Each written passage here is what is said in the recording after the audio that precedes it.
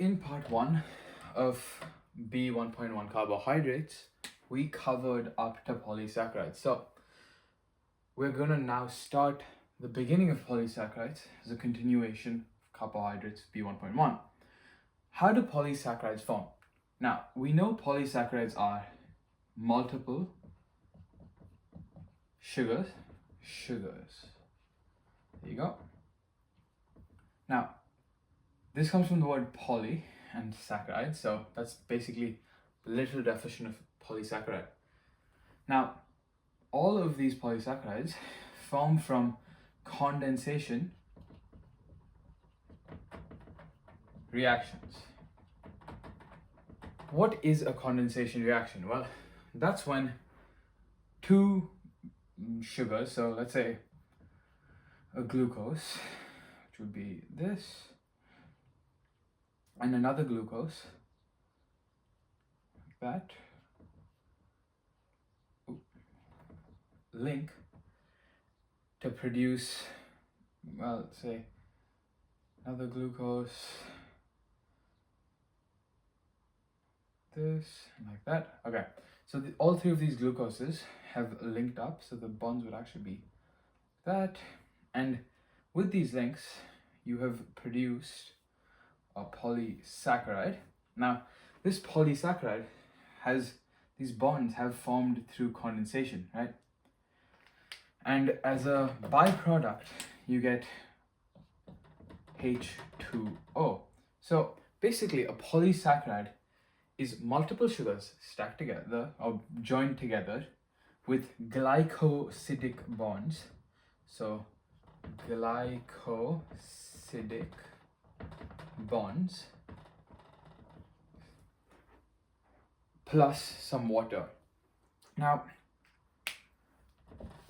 if we erase this, we can actually begin to look at polysaccharides, which are described in the IB course. Now, first you have starch, or just the most well-known polysaccharide, which would be amylose. So number 1, let's call it amylose. Amylose. Now, amylose is a straight line polysaccharide, which means it's made up of repeating units. This is one, then a bond, and then this is one.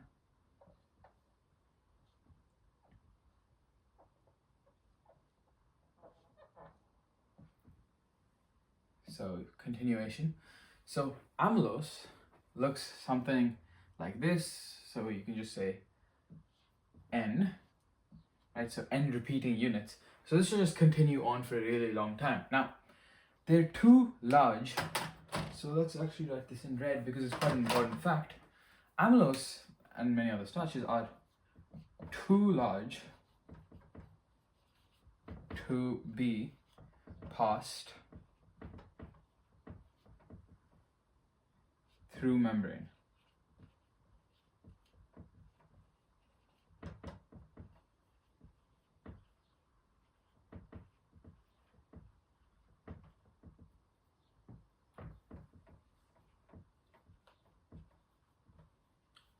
So our body actually can't just use it as it is in this form.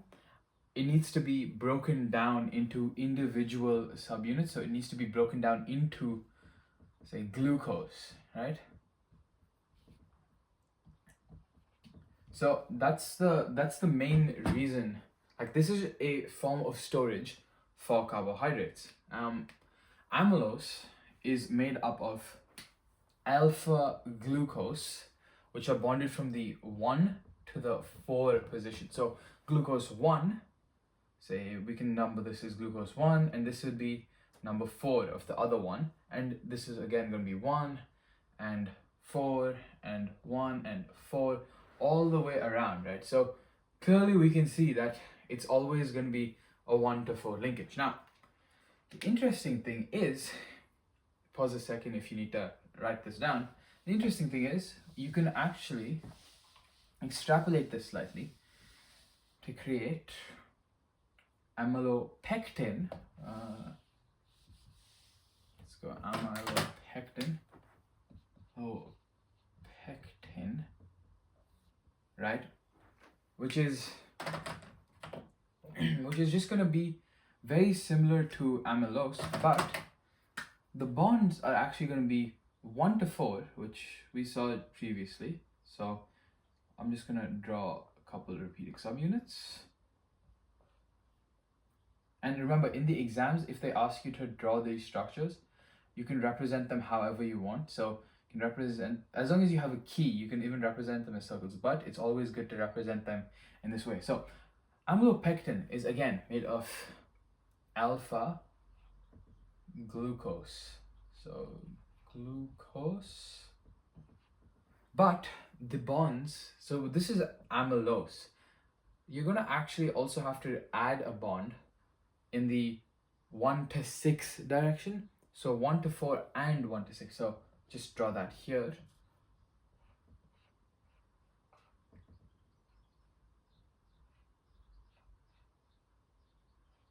So this is a 1 to 4 and then 1 to 6, which would actually be, I could represent that better. Let me redraw that. So it'll be like this. And then like that. Right, so the bond will actually go from 1 to 6, and then this will go 1 to 4, 1 to 4, 1 to 4. So this will just go back to being 1 to 4. So if you are asked to draw amylopectin, you draw your first 1 to 4 bond, which is like an amylose, but then you draw your 1 to 6 bond, because if you remember the structure, let's just condense the structure down like that, right? Oxygen here. If we draw a line from this, you actually get CH2OH. This carbon is actually carbon number 6, right? So we're bonding from carbon 1 to carbon 6, which is what differentiates it. Now, this actually allows the amylopectin to be tightly coiled. So let's write that as an advantage. So coiled, tightly packed. Now that means per unit volume, for the same amount of volume, you can store much more energy, which is why it's a long-term storage. But again, you do need to break this down. So if it needs to be used by the body, it needs to be broken down. But amylopectin is stored within plants, often like as a long-term storage. So when you eat potatoes and stuff like that, that's what you eat. And 1 to 4, 1 to 6. Lovely.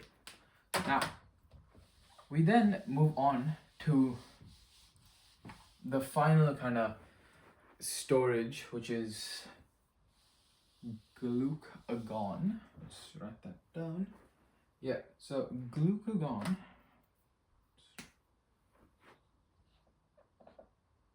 So glycogen is broken down by glucagon. Yeah. So glycogen is going to be your largest unit of a polysaccharide. Now, this is in humans, human/animal. Now, humans are more metabolically active, so I'm gonna write more metabolically active.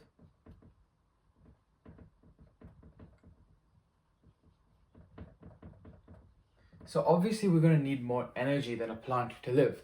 So it doesn't make sense. It's not feasible for us to just have the same methods of storage. So what we use has a much more higher energy content so that we can actually use it for longer or store more energy in our body. That's how we develop fat. So everything you see, other fat in the human is actually mainly stored as glycogen, or that's at least that's the condensed version. So we're gonna erase this and begin drawing our glycogen. Now, I'm gonna represent a saccharide like this is equal to a circle, because in this case, I'm actually gonna have to draw it quite quickly. So I'm gonna do that, that. And unlike what we saw previously, where it was in amylopectin, how we saw go like that, we're actually gonna have the same bond, but these are gonna be much more frequent. So you're gonna have branches. So branches, just black for that, more frequent branches.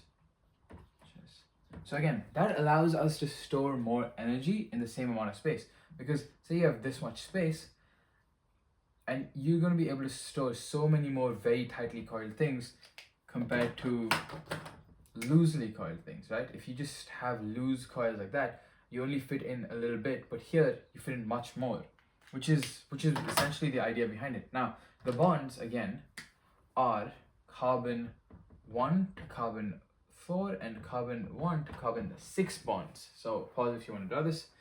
Now, you should know that they are linked at about every 10 1 to 4 bonds you have a repeating branch, but you don't have to necessarily write that in an exam. That's just an interesting piece of information, and if they ask something, it's just good to remember. Now, let's move on to the final and possibly the most interesting one, which is actually cellulose. Now, cellulose I'm going to represent with green because it's actually found, like, it's not edible by humans. Humans can't actually digest it at all, because cellulose is formed by glucose, but instead of being alpha glucose, it's actually formed by beta glucose. Now, what does this mean? So this digested. So it actually doesn't help us. We can't actually absorb this. And why is that important?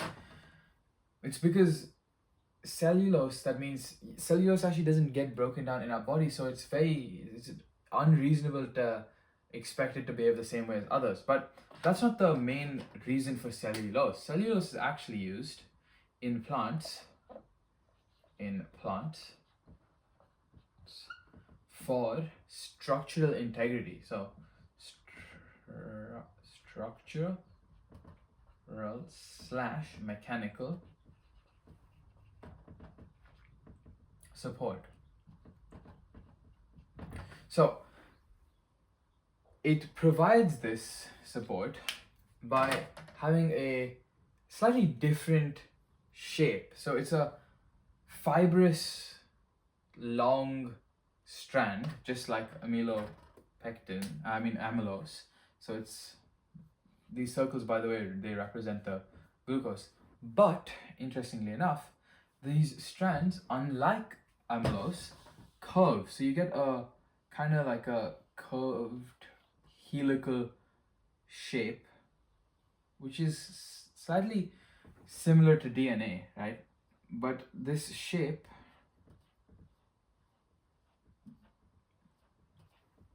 allows the plant to have that integrity. So it reinforces the plant, right? So that's why it has this helical shape. So when they ask you to distinguish in an exam, what's the difference between cellulose or something like that, there are 2 points. Firstly, the glucose is beta glucose, and secondly, instead of being a long chain or a branched chain or something like that, it's a helical shaped chain of beta glucose. So that's going to be your go-to definition. So that's going to be the main components for the carbohydrates portion of B1.1. Let's review the course and see how this forms. All right, so what I haven't covered in depth was actually hydrolysis and how that works. So hydrolysis is a hydrolysis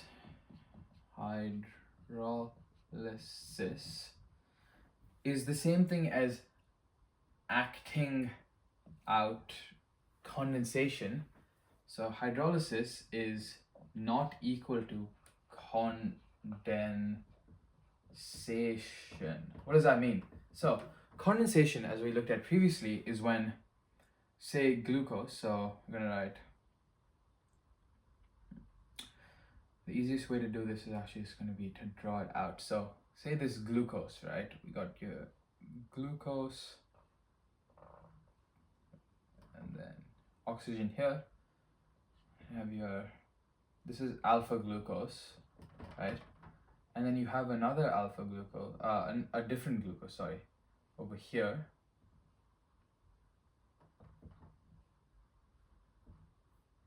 Right, so you have these two glucoses. Now, this one is gonna have, say,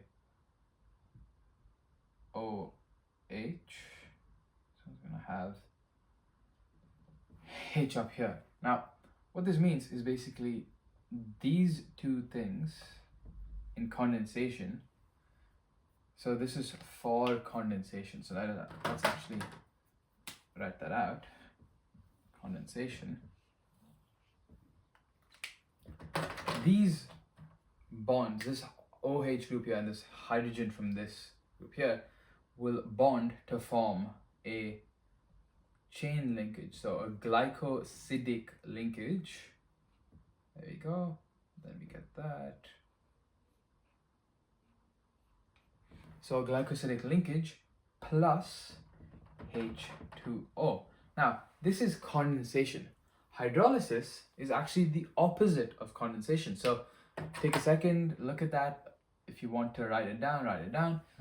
Then we erase it and explain what hydrolysis is. Now, hydrolysis is using water. So hydro is water, splitting. What does that mean? So we basically essentially reversing condensation, where we're adding water into what we used to have. So we have this, right? And we actually plus H2O becomes two monosaccharides, right? So you break that bond. Essentially, you're breaking the bond here. So that bond gets broken by the addition of water. Now, this is a catabolic. Catabolic means to break down. Anabolic, which is the opposite of catabolic, is to build up, but in this case, we just focus on the catabolic reaction, which is the breaking down of a polysaccharide or a disaccharide into its monosaccharides. So one unit. These are also 1 unit each, but you're just breaking them apart. So again, take a second, and then we got that. Now, we can move on to what should be the final part of this. It is,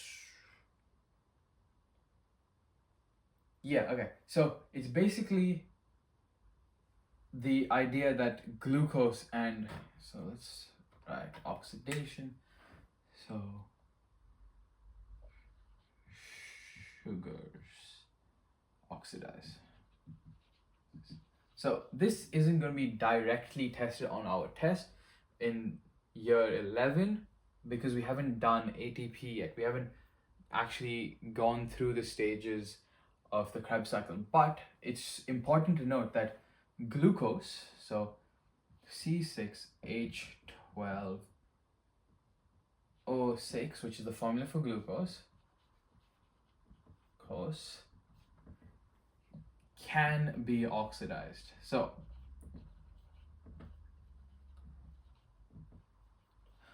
how does that matter? Well, this matters because oxidation of glucose allows us to produce ATP, right? So oxidation allows us to have energy through respiration, and as a byproduct, we get CO2. So this is just what you need to know in this case, because a glucose molecule can be oxidized and then subsequently it produces energy and CO2 in our body.